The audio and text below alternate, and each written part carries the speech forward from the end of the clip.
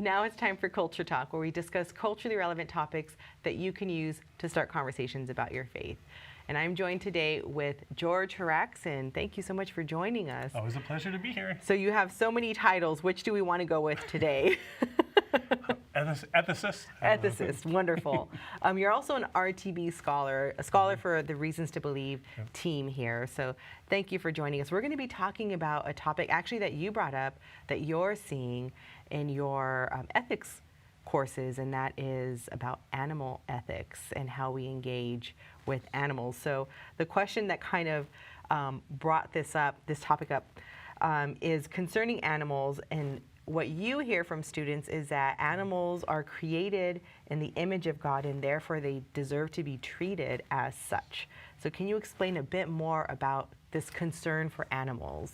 Yeah, I think that came up on our Earth Day conversation. Yeah. And just to give you a little context, in philosophy, there's a field called value theory. Mm-hmm. It's where you talk about the relative worth and importance of things. So you could look at a daily Google Doodle, mm-hmm. right? And then compare that to Da Vinci's Last Supper. Right. Which one deserves more worth? Which one has more importance?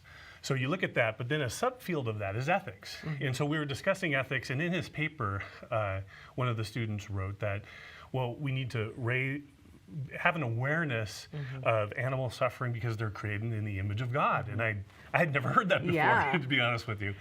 So what we decided to talk about, or at least raise, is, well, does the Bible actually say anything about that? And where is this coming from? Where did he get it if he didn't get it in the Bible itself? Right. When you brought this question to my attention, that was the first question I had in response was, what does the Bible say about who is created in the image of God and who or what isn't? Right. And it seems very clear and straightforward mm-hmm. that Adam and Eve and their descendants are the ones in Genesis 1:27 and Genesis 2 that are created in the image of God and pass mm-hmm. that on. And I think today we have an unprecedented ability mm-hmm. to humanize animals, through technology and art. Mm-hmm. And I think some of this is being derived from communicating an animal sense of suffering through mm-hmm. art and media and those kinds of things. And so it's creeping in all sorts of places. Not necessarily bad, mm-hmm. but I think that's one of the things that's driving it. Right. And it's understandable that people want to have empathy and they want to treat animals and humans with care. But, you know, when we think about the statement that animals are created in God's image, well, biblically, we know that that's not true.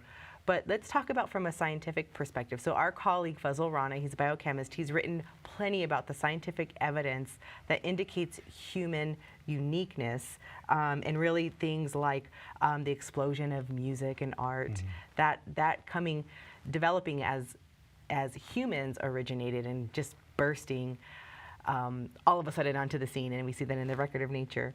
So now we have these two perspectives of what the Bible says about mm-hmm. humans' uniqueness, and then what science says about human uniqueness.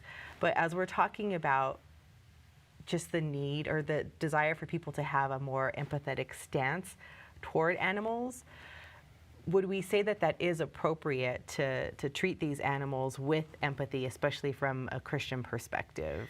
Yeah, from both the Hebrew Bible and from a Christian perspective in the New Testament, there are mm-hmm. certainly a number of verses that affirm an empathetic stance towards animals, mm-hmm. God's care for them, and that we should have care for them. In fact, I wrote down a couple. Proverbs 12:10 says, "A righteous man has regard for the life of his animal." Mm-hmm. We see this in the wisdom literature, in Job.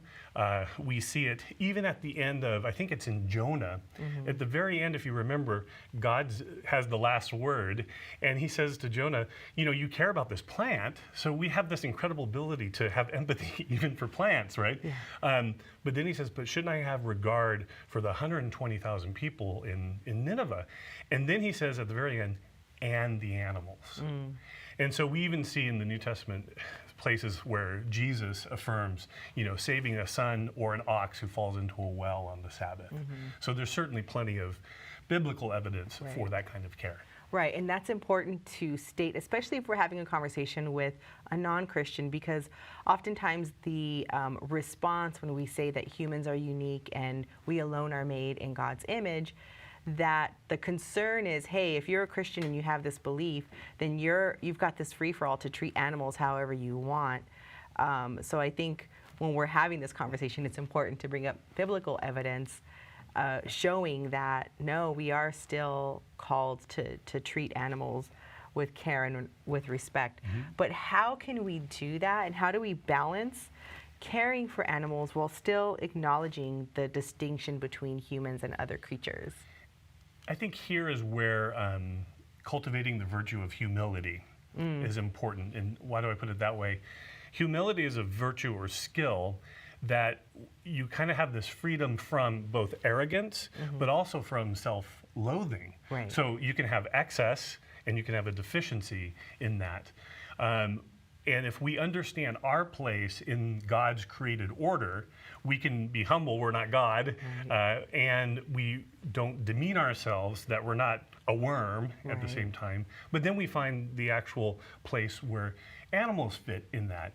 And we don't want to diminish their existence, but we also don't want to, in excess, raise it too high. Right. And so the hard part is going to be for people who are stewards of God's creation, and that how do we communicate our shared interest and empathy for animals while at the same time not elevating them above. Right. Because that will, in both cases, you will harm humans if you elevate them too far or if you demean them too far. Right.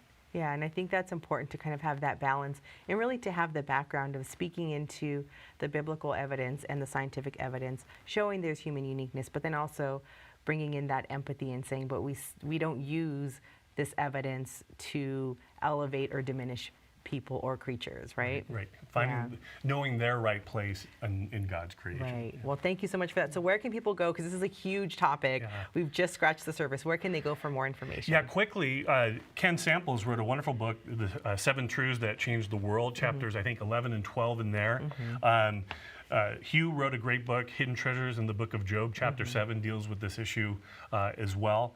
One of our members of our scholar community, Kyle Keltz, wrote a book on Thomism and animal suffering, which is a good work as well. And if you want to hear more from George Haraksin, visit reasons.org and search for George Haraksin.